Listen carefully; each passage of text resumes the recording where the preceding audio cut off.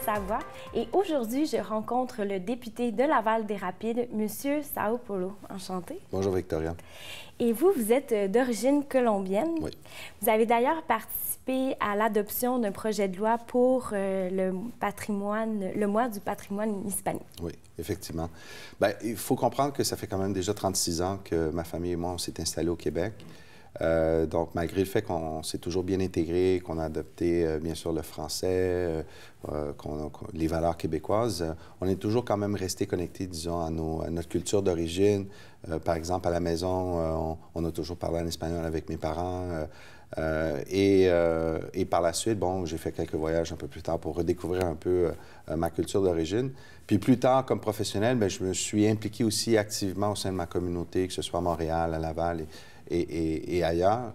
Et donc, après avoir été élu député, ça a été un des projets un peu plus tard, vers 2016, que j'ai commencé à explorer avec d'autres personnes de la communauté. Et en fait, je salue l'initiative de la députée d'Hochelaga-Maisonneuve, Carole Poirier, qui a été celle qui a présenté ce projet de loi au mois de décembre dernier. On a collaboré ensemble parce que, bon, elle, faisant partie de l'opposition, elle avait besoin d'un élu membre du gouvernement ou du parti gouvernemental.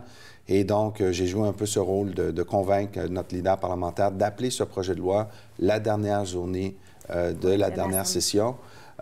Donc, le 15 juin dernier, on a fait un débat très, très bref, mais on a surtout adopté ce projet de loi pour reconnaître le mois d'octobre comme étant le mois du patrimoine hispanique au Québec. Et un projet de loi similaire a aussi été adopté à Ottawa au mois de mai. Donc, il y a eu tout un mouvement au cours des dernières années pour reconnaître le mois d'octobre comme le mois du patrimoine hispanique. Puis, pendant justement le mois du patrimoine hispanique, ça va être des activités, ça va être pour se remémorer? Oui. Bien, à ce moment-là, moi, ce que j'ai dit ou ce que j'ai partagé avec quelques personnes de la communauté, maintenant, c'est à vous de vous approprier on peut dire, ce travail législatif qui a été fait. Il y a un travail de concertation, de mobilisation. Oui, un peu à l'image du mois le mois de l'histoire des Noirs, qui est au mois de février. L'idée, c'est justement de présenter les différents éléments qui composent justement ce patrimoine hispanique. Et pas seulement, et moi j'ai toujours fait référence, pas seulement, si on peut dire, les accomplissements des personnes latino-américaines ou hispaniques en Amérique latine, mais aussi beaucoup ceux et celles, les Québécois d'origine hispanique, d'origine latino-américaine, qui se distinguent dans différents domaines au Québec, qui sont des Québécois à part entière, mais qui justement représentent aussi leur héritage et leur culture d'origine également. Donc, dans le fond, c'est vraiment pour souligner la présence. Exactement, parce que peut-être les gens méconnaissent certains chiffres, là, mais aujourd'hui, les Québécois d'origine latino et hispanophone représentent près de 200 000 personnes au Québec. Le profil aussi socio-économique a beaucoup changé, s'est beaucoup transformé au cours des années. Quand on compare les premiers Québécois d'origine latino qui sont arrivés dans les années 60-70 versus ceux et celles qui sont arrivés au cours des 15 dernières années, il y a quand même eu une transformation. On parle aussi de troisième génération maintenant de Québécois d'origine hispanophone. Certains petits-enfants, un peu comme mon garçon, peinent à conserver, par exemple, la langue, sont pleinement, bien sûr, québécois. Et donc, c'est aussi pour eux qu'on fait ça. C'est de leur dire, oui, vous êtes des Québécois canadiens à part entière, mais vous avez aussi des origines qui sont reconnues et valorisées au sein de la société québécoise. Pour ne pas perdre la culture. Voilà, exactement. Puis aussi, vous êtes impliqué auprès du commerce, latino-américain. Vous avez été cofondateur, président, directeur de la Chambre du commerce latino-américaine du Québec. Effectivement. Bien, ça a été un projet dans lequel je me suis investi avant de venir en politique. Il faut dire que j'ai travaillé une douzaine d'années dans le secteur financier, mais le commerce international, les échanges commerciaux entre le Québec et l'Amérique latine, ça a toujours été quelque chose qui m'a motivé, même à l'époque où j'étais à l'université. À l'époque, il y a 20 ans exactement, le printemps-été de 98, j'avais participé à un échange universitaire au Brésil. J'avais appris la langue j'ai appris la langue portugaise et tout. Donc, malgré mon cheminement professionnel qui était dans le domaine de la finance, ce côté du commerce international m'a toujours intéressé. Et après avoir été élu, c'est quelque chose que j'ai souvent offert, une collaboration comme adjoint parlementaire à l'économie, initialement auprès de M. Daou puis Mme Anglade, initialement pour le volet exportation. Mais j'ai aussi eu le privilège, le premier ministre m'a aussi invité à participer à une première mission gouvernementale d'un premier ministre à Cuba, qui s'est réalisée là, à l'automne 2016, au mois de septembre, il y a presque exactement 2 ans. Cette mission a a tellement généré de succès que le Québec ouvre ou a ouvert, il faudrait que je confirme, un bureau du Québec à La Havane, justement pour consolider les liens pas seulement commerciaux, mais les liens historiques entre le Québec et Cuba. Par exemple, on a tendance à penser naturellement au tourisme. Oui. Les gens le savent peut-être pas ou se l'imaginent peut-être, mais c'est 1/4 de tous les touristes qui visitent Cuba, c'est des Québécois. Parce que la moitié des touristes qui visitent Cuba, c'est des Canadiens, mais la moitié des Canadiens qui visitent Cuba, c'est des Québécois. Donc, les Cubains, et on l'a constaté lors de cette mission-là, sont très reconnaissants du soutien ou de l'amour et de cette sympathie qu'ont les Québécois envers les Cubains, la culture, bien sûr les plages et la joie de vivre cubaine. Et tout ça a aidé justement à faire ces rapprochements-là entre, bien sûr, notre premier ministre et le gouvernement cubain. Oui. Et cette journée-là, bon, je ne l'oublierai jamais parce qu'elle a abouti entre une rencontre entre M. Couillard et Raúl Castro, une première, alors que normalement, Raúl Castro rencontre des chefs d'État, des présidents ou des premiers ministres de pays. Et il a rencontré notre premier ministre du Québec et c'était tout un accomplissement. C'est significatif. Effectivement. Puis, justement, ça fait partie des changements qui ont fait, par exemple, avec la Chambre du commerce. En aviez-vous d'autres, justement, des changements au cours des années?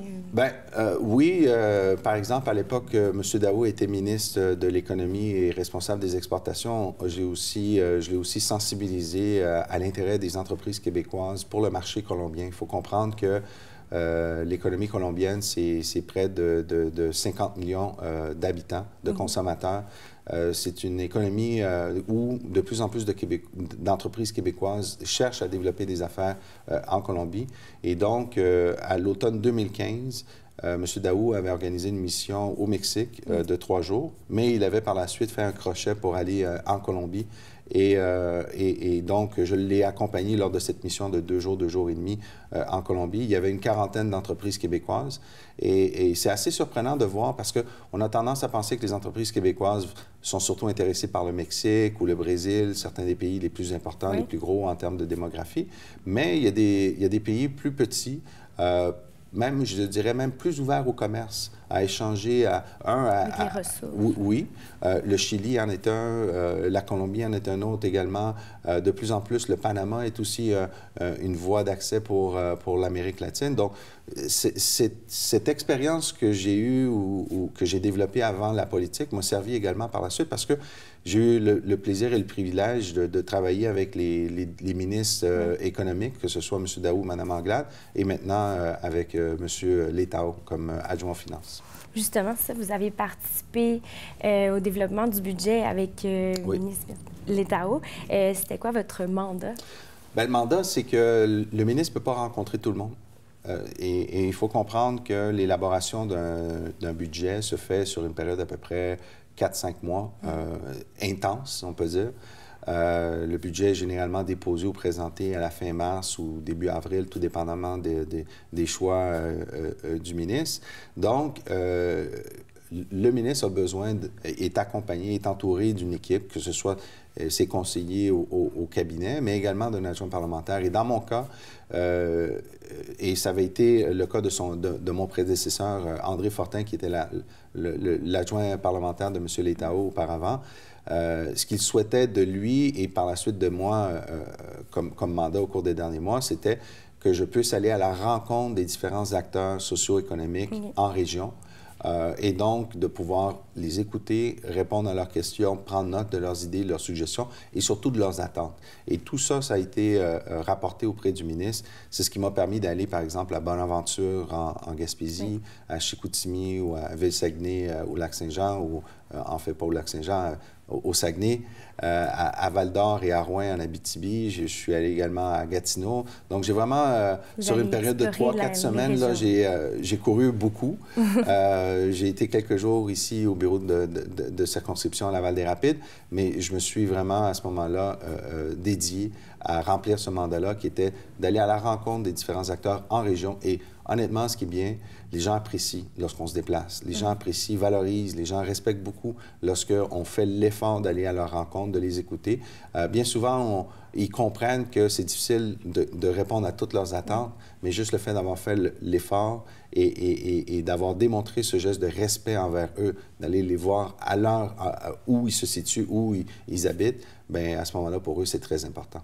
Puis ça permet aussi d'avoir vraiment une bonne vision, là, justement, de la chose. Exactement, parce que le ministre, ses conseillers vont rencontrer les grandes organisations nationales, les syndicats, les organisations patronales, les organisations dans le milieu de l'éducation, la santé, etc.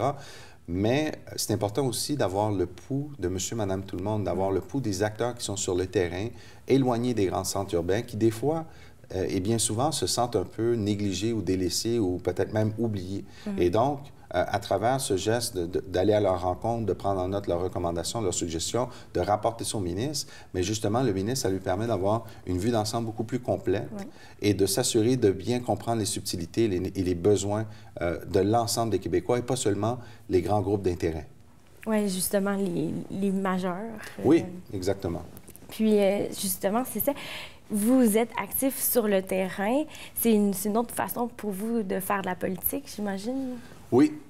Personnellement, depuis 4 ans, je n'ai pas arrêté. Il faut dire que très peu de temps après l'élection de 2014, je me suis donné comme objectif de rencontrer le plus grand nombre d'organismes ou d'acteurs socio-économiques ici même à Laval-des-Rapides et Pont-Vieux.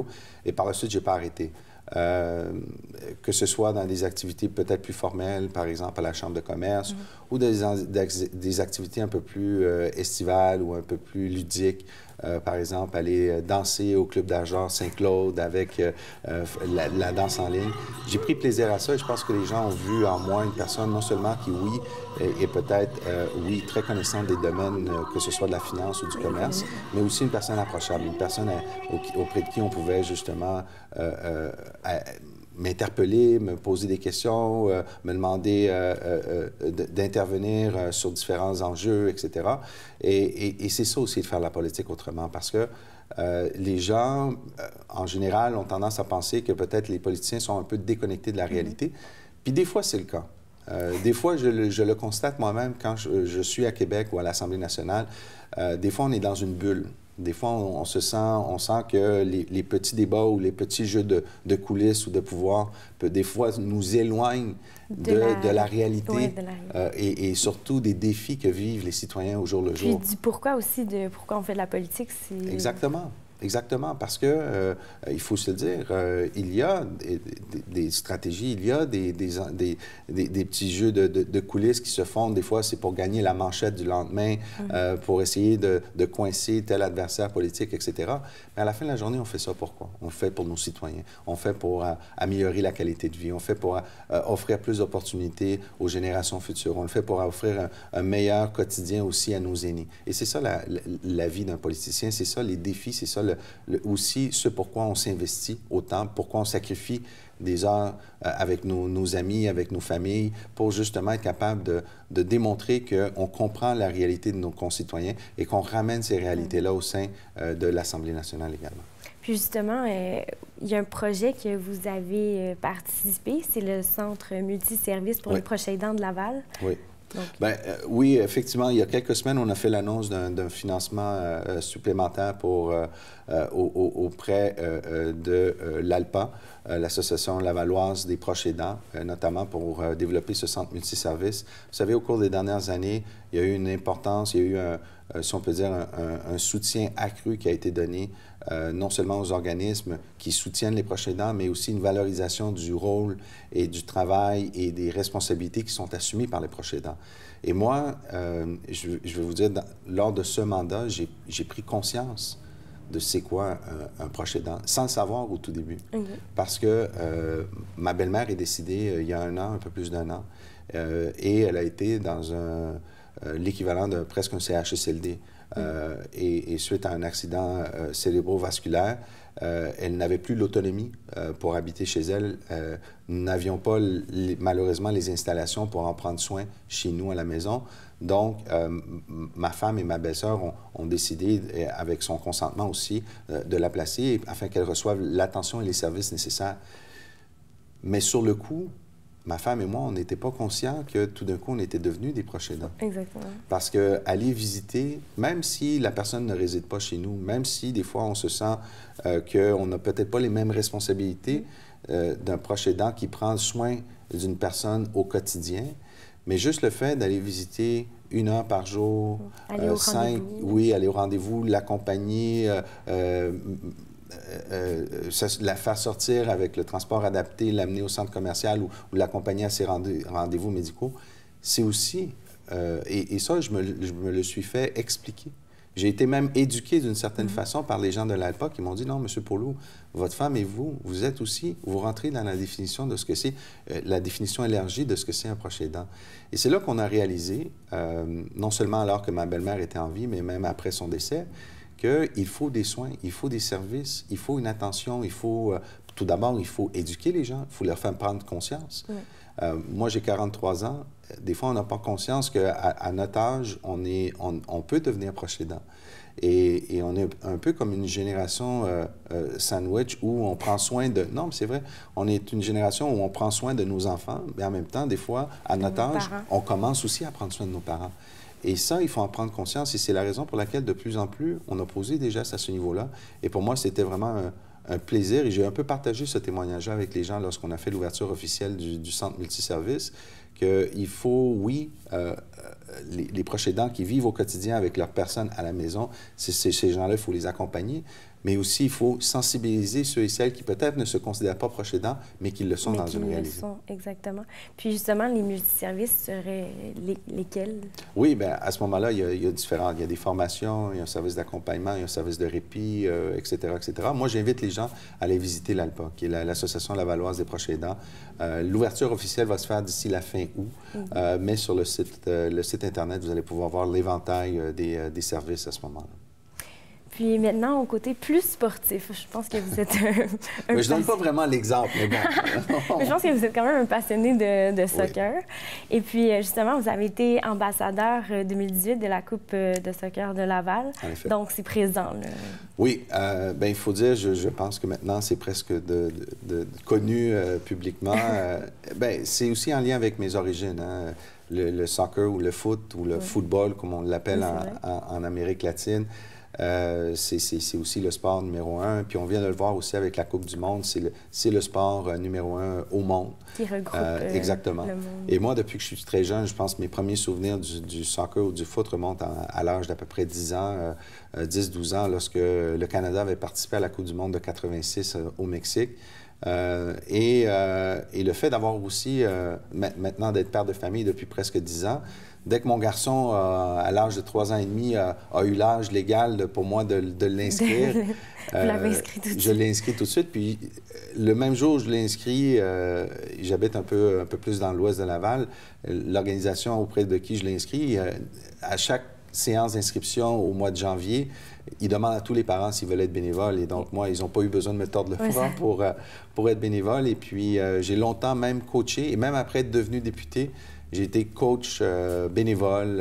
En fait, pas coach, on dit éducateur. Ouais, exactement, de soccer.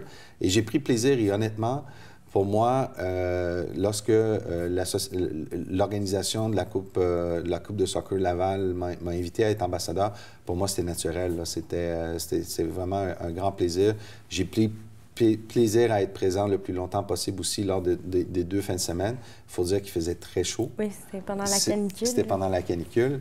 Et ils ont, autant l'équipe de bénévoles, les organisateurs ont fait très, très, très attention auprès des jeunes pour s'assurer qu'ils étaient très hydratés également. Mais pour moi, c'est une façon de décrocher aussi.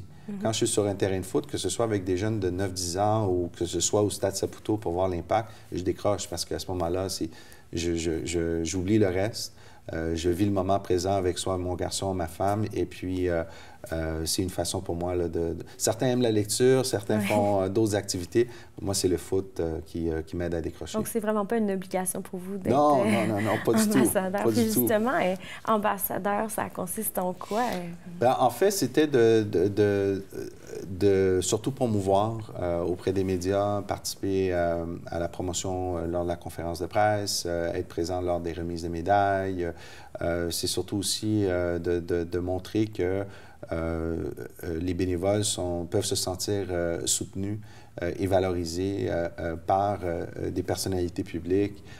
Également. Et donc ça, c'est important parce que c'est près de 300 équipes d'un peu partout au Québec, même des Maritimes et de l'Ontario qui étaient présentes. Donc oui, c'était important pour moi d'accepter ce défi. D'accepter. Puis justement, c'est important pour vous le sport, l'éducation aussi, oui. C'est important. Puis vous avez même dit que le bien-être et l'éducation faisaient partie de vos points oui. Importants, là, justement, pour la population. Exactement. Bien, le sport, c'est démontré, je le vois au quotidien également avec mon garçon, mais comme d'autres parents également, c'est aussi une façon d'éduquer nos jeunes à travers le sport, oui. Et l'éducation aussi, on le voit de plus en plus. J'ai une de mes attachées politiques qui a participé à un programme sport-études ici à Laval. Et comme beaucoup de jeunes, certains, c'est le sport, d'autres, c'est les arts, la culture, la musique, etc. Ces activités-là sont très importantes. Aujourd'hui, on le voit, c'est une priorité, ça a été une priorité pour la formation politique que je représente, la persévérance et la réussite scolaire.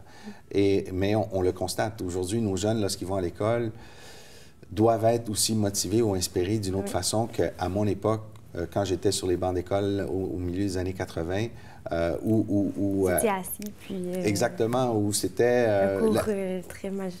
Très magistral, voilà, je vais terminer ta phrase, très magistral, où on parlait seulement lorsqu'on levait la main, puis etc. Alors qu'aujourd'hui, il faut trouver d'autres façons de motiver nos jeunes, de les inspirer, qu'eux voient l'école comme un lieu d'épanouissement, un espace d'épanouissement et non pas un espace d'autorité. Oui. Puis de plaisir aussi. Bien, de plaisir, voilà, parce qu'on s'épanouit lorsqu'on prend plaisir.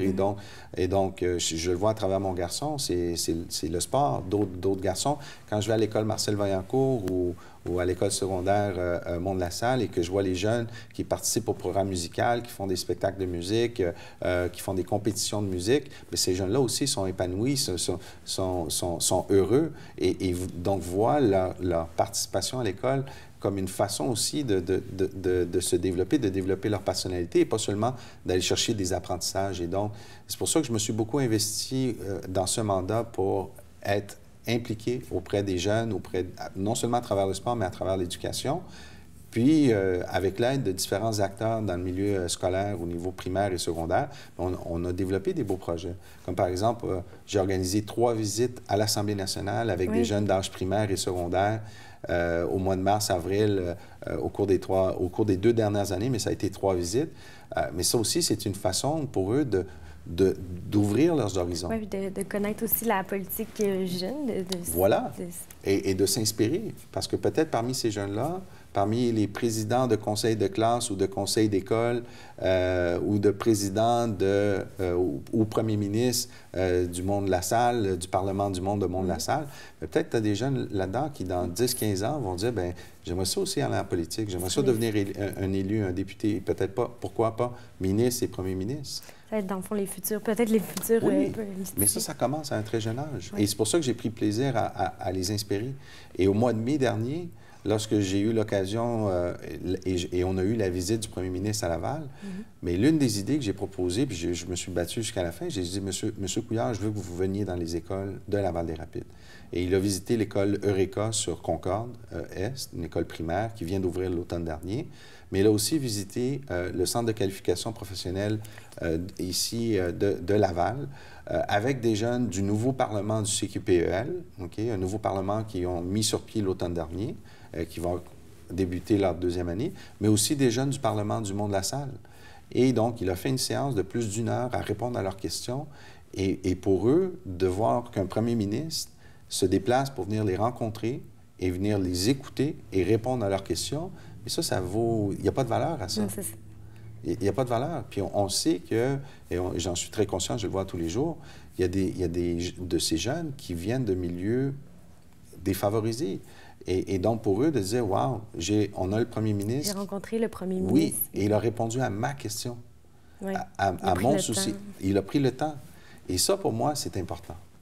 Puis, en terminant, vous avez un projet pour le bois très carré? En fait, ce n'est pas mon projet. Oui, en fait, je ne prends pas le crédit pour ce projet-là. Depuis 4 ans, puis tu l'as vu tantôt, Victoria, j'ai souvent parlé d'économie et autres, mais je me suis aussi forcé d'aller au-delà des sujets avec lesquels je suis familier et les plus confortables. Et là où je pense que j'ai surpris certaines personnes agréablement, c'est que je me suis aussi beaucoup investi à sensibiliser les citoyens, mais aussi les décideurs sur créer et construire un milieu de vie qui soit de qualité. Donc, il y a 2 ans, je me suis impliqué et j'ai soutenu une association qui s'appelle les Amis du Boisier du Souvenir. Et j'ai pris position publiquement pour les seconder, mais 2 aussi, promouvoir l'importance de préserver ce petit boisier qui était menacé par le parachèvement d'un viaduc qui relierait le boulevard du Souvenir du côté est et ouest du chemin de fer qui passe ici à Laval-des-Rapides. Et il y a une semaine, le 1er août dernier, j'ai pris position publiquement, mais aussi à travers les réseaux sociaux, à travers le Courrier Laval, afin de soutenir la préservation du bois du Trait-Carré. Il faut comprendre que le bois du Trait-Carré est situé en plein centre-ville de Laval. C'est dans ma circonscription. Oui, c'est un enjeu municipal, mais en fait, c'est un enjeu qui touche tous les citoyens, indépendamment des niveaux de gouvernement. C'est un enjeu qui doit préoccuper l'ensemble des Lavallois. Pourquoi? Parce qu'on l'a vu avec la canicule au début du mois de juillet, la prolifération des îlots de chaleur, les décès qu'il y a eu.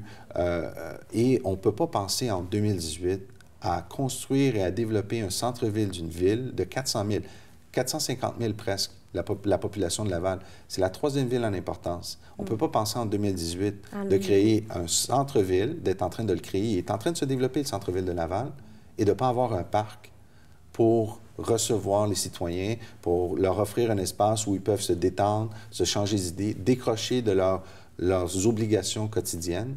Et en plus, vous le savez, il y a 1200 résidents de personnes âgées collés sur le bois du Trait-Carré. Il y a la résidence Soleil, puis il y a la résidence ici, l'Oasis, sur Saint-Martin.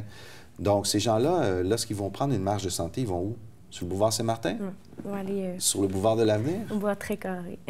Ils ont un bois en arrière, dans leur cour arrière. Ce serait juste naturel pour nous, comme population, d'avoir un espace où ces gens-là peuvent se promener, mais aussi que les gens qui viennent de Sainte-Dorothée, qui viennent de Saint-François-du-Vernet ou peu importe, peuvent venir au centre-ville, laisser leur voiture à côté du métro Montmorency et peuvent aller se promener à pied à ce boisier-là aussi. Bien, je vous remercie. Puis j'espère que le projet que vous vous impliquez va pouvoir permettre de préserver le bois Trait-Carré. Je pense qu'il va y avoir un débat qui va se faire ce soir au Conseil de ville. On est le 7 août. Donc, ce soir, au Conseil de ville, il va y avoir un débat. Moi, je tiens à féliciter Mme Claude Loca, qui a été vraiment la citoyenne de Laval-des-Rapides, qui a motivé plusieurs acteurs, dont M. Perrentian et autres. Et aujourd'hui, Mme Isabella Tassoni reprend le relais également à ce niveau-là. Moi, j'ai juste contribué dans un mouvement citoyen qui s'est articulé au cours des 4-5 dernières années. Merci beaucoup. Merci. Merci, au revoir. Au revoir.